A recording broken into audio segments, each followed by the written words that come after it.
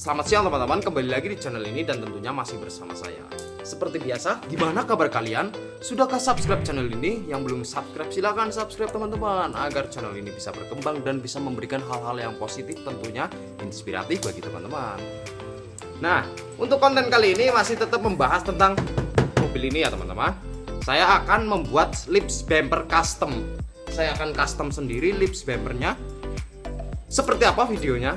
Tonton terus video ini, jangan di skip, jangan di skip.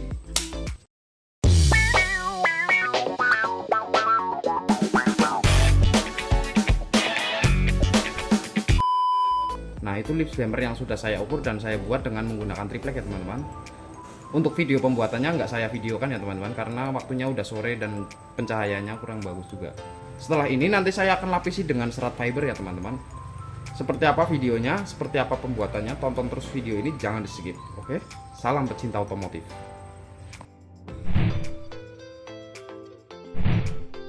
Nah, ini adalah bentuk lips bumper yang sudah saya lapisi serat fiber, tapi baru satu lapis ya teman-teman. Nah, kali ini saya akan lapisi lagi agar menjadi dua lapis, agar menjadi lebih kuat dan lebih kokoh lagi. Tonton terus video ini, jangan di skip ya teman-teman, agar bisa menjadi referensi buat teman-teman. Salam pecinta otomotif.